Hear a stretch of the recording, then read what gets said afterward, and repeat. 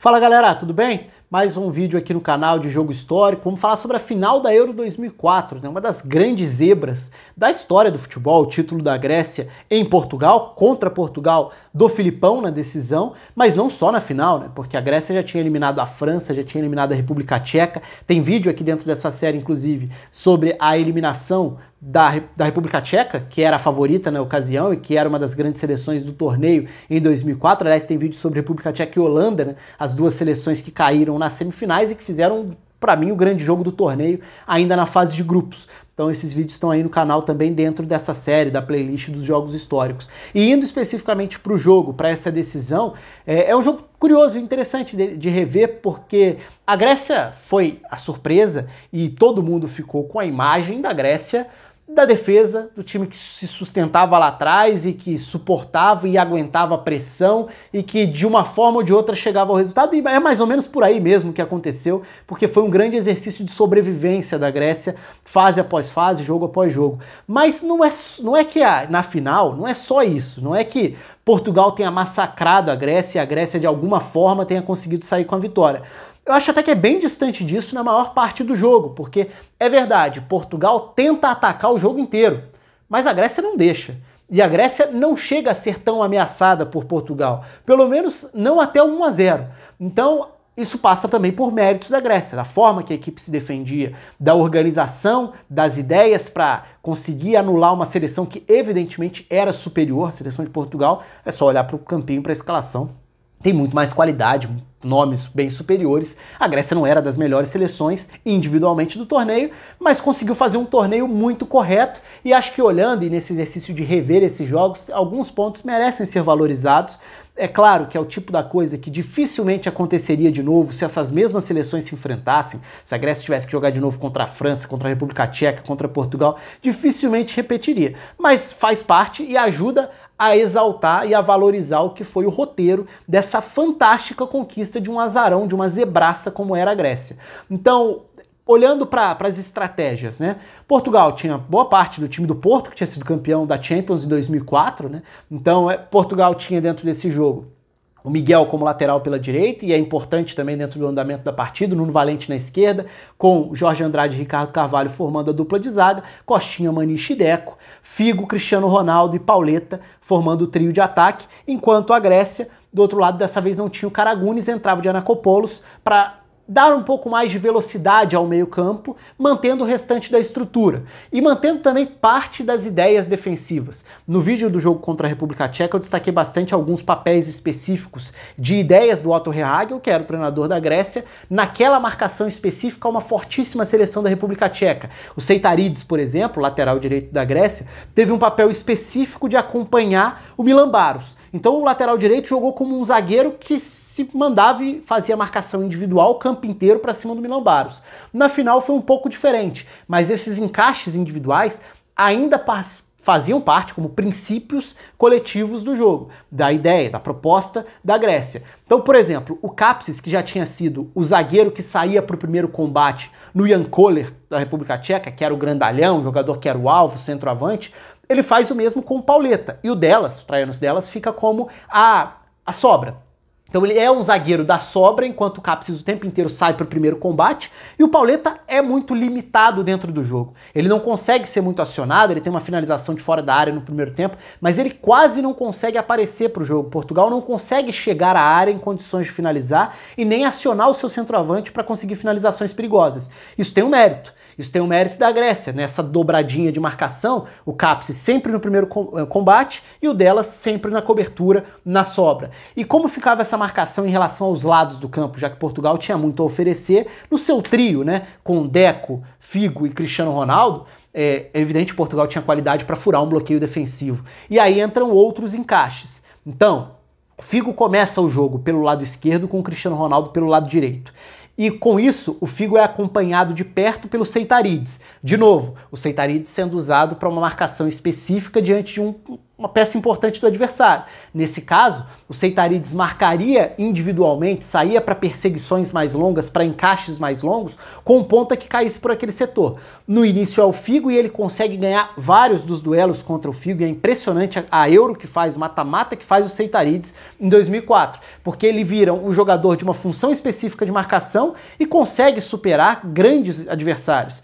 E nesse caso, diante do Figo. Então, no primeiro momento, é o Figo caindo por ali e ele começa a perder muitos desses duelos. Os dois acabam invertendo. O Cristiano Ronaldo vai para o lado do campo enfrentar o Seitarides. E o Seitarides, de novo, consegue limitar muito da participação do Cristiano Ronaldo por aquele setor. Importante lembrar, em 2004 era um Cristiano Ronaldo garoto, um Cristiano Ronaldo promessa, e não um Cristiano Ronaldo máquina, melhor do mundo, um dos grandes da geração. Então é importante lembrar desse contexto. Então, do trio de meias, o Cristiano Ronaldo era o menos realidade dos três, porque o Deco já era a estrela de um Porto campeão da Champions, o Figo era uma estrela de Real Madrid, já tinha sido o melhor do mundo.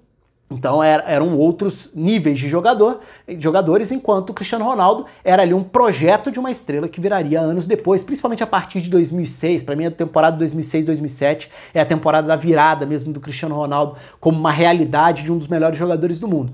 Mas enfim, nessa Euro ele já era uma promessa, uma esperança, um jogador que tinha muito talento, né?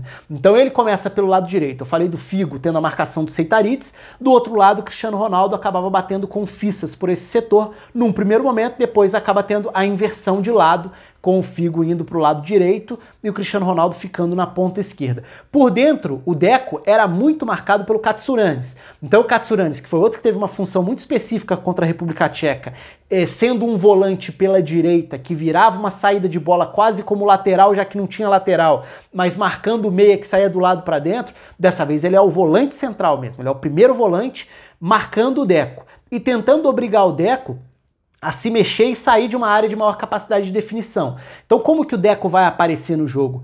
Girando, recuando para receber e às vezes conseguindo algum outro giro para correr e tentar entrar na área. No segundo tempo ele tem duas arrancadas dessa forma, e uma até ele sofre uma falta que não é marcada, que seria na entrada da área, mas produz pouco também pelo que era o jogador. Então Portugal se vira numa situação difícil, porque a Grécia estava toda encaixada. E como que funcionava a Grécia? De novo, né? O meio-campo tinha, embora com distribuições diferentes de funções individuais e ocupações diferentes de espaços, agora o Katsuranis era o volante, os Zagorakis jogando à direita, o Bacinas jogando à esquerda. E o Zagorakis, de novo, faz uma partida muito boa, principalmente no primeiro tempo, ajudando na marcação por esse setor. Então era um lado em que o Figo, por exemplo, tentava recuar para iniciar as jogadas, antes dele inverter de lado. Ele tentava voltar para receber por essa faixa do campo. Para o Seitarides não precisar ir até o fim, o Zagorakis saía na cobertura, o Zagorakis recuperou muitas vezes a bola e foi muitas vezes também um jogador que dava fôlego para respirar, encaixar alguns passes.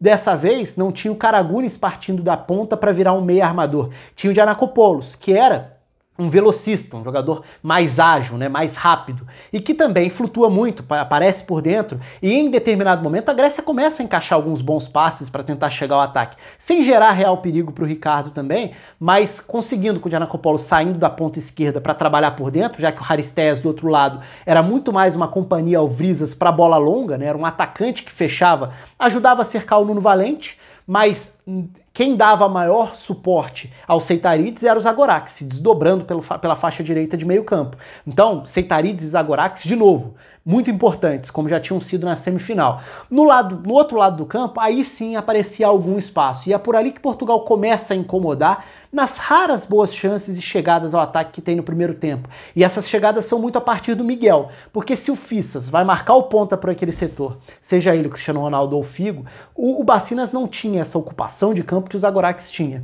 Então a Grécia começa a ceder um pouco de espaço, e como o Giannakopoulos não volta até o fim, porque muitas vezes está fora de posição, atacando e flutuando por dentro, o espaço gera um corredor para o Miguel avançar. E ele avança, ele chega a ter uma das principais, talvez a principal chance de Portugal no primeiro tempo seja um chute cruzado dele, justamente se projetando. Então se o Figo ou o Cristiano Ronaldo acabava arrastando o Fissas para fora de posição, e aquele não era um corredor melhor protegido, tinha um espaço, tinha uma brecha para alguns avanços. E era por ali que o Miguel avançava. Só que ele se machuca.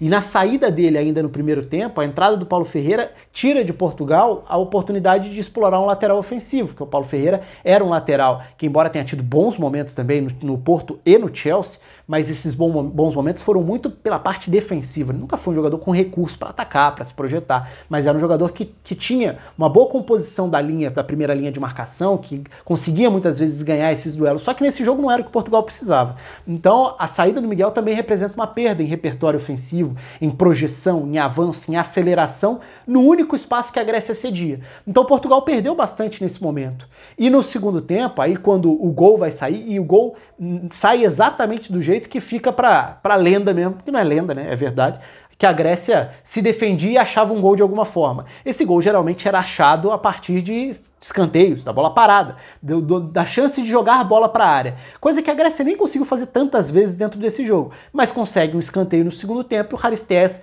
finaliza para botar a Grécia na frente. Isso muda um pouco o cenário do jogo, porque o Filipão vai para uma substituição mais ofensiva. E aí ele abre mão do Costinha, puxa o Maniche para fazer o papel do primeiro volante, numa saída de bola mais técnica, porque agora também já nem fazia sentido você prender o time, o meio-campo, já tinha um lateral que oferecia menos na direita. Ainda ia manter uma estrutura de equilíbrio defensivo, equilíbrio sem bola, no momento que você tem que se lançar dentro de casa, perdendo a Euro contra um time que tem a característica de se retrancar.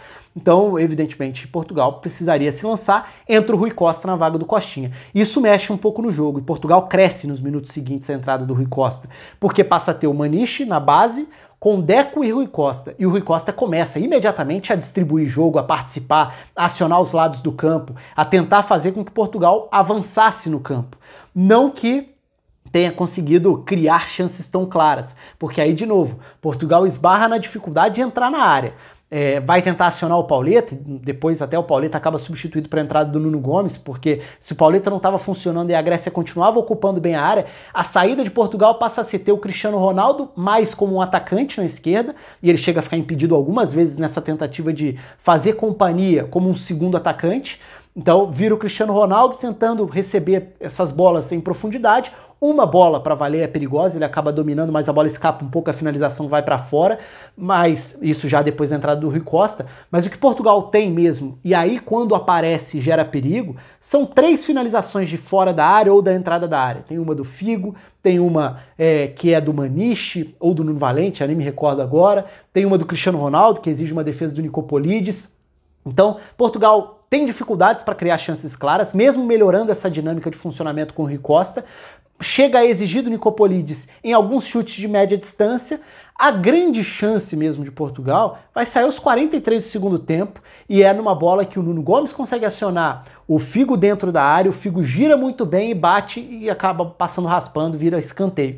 Então não foi um massacre, aquele jogo do como Portugal não ganhou esse jogo, ou como a Grécia conseguiu de alguma forma segurar esse placar. Não foi. A Grécia conseguiu segurar o placar, primeiro, a partir de uma boa organização defensiva que tinha alguns princípios muito claros e que conseguiu limitar a ótima qualidade individual das peças de Portugal.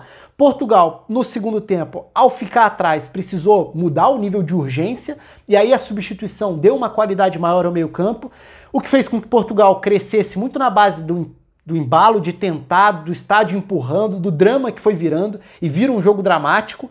E a Grécia, mesmo sem criar praticamente nada do jogo, teve o mérito de aproveitar uma bola parada e de se defender bem para sofrer, é evidente que sofreu um pouco nos minutos finais, mas para se segurar sem ter sofrido tanto, por exemplo, quanto sofreu em determinados momentos contra a República Tcheca. A República Tcheca chega a criar chances mais claras e a pressionar mais a Grécia do que Portugal faz na final, por mais que também tenha tido chances. Então foi uma surpresa muito grande, um baque muito grande, porque ninguém imaginaria a Grécia campeã da Europa, ganhando uma Euro, ainda mais nessas circunstâncias, deixando 3 favoritos pelo caminho e batendo o dono da casa na final em Lisboa, como foi. Mas assim a Grécia escreveu o grande capítulo da sua história dentro do futebol, sendo campeã da Euro 2004 de uma forma totalmente maluca, totalmente improvável, mas que tem sim méritos dentro disso, e que tem o mérito de quem era um time limitado, teve uma estratégia, conseguiu executar de uma forma, não vou dizer impecável, porque às vezes o jogo escapa e é definido muito por detalhes. Na semifinal isso ficou muito claro. Na final também foi um detalhe bem aproveitado que deu à Grécia a vantagem no placar, porque também não tinha produzido quase nada para chegar até lá. Mas, de novo, méritos para a Grécia, que consegue ser uma das grandes zebras da história do futebol. Conto aí com a inscrição de vocês, com o comentário de vocês também aqui embaixo. Um abraço a todos e até a próxima.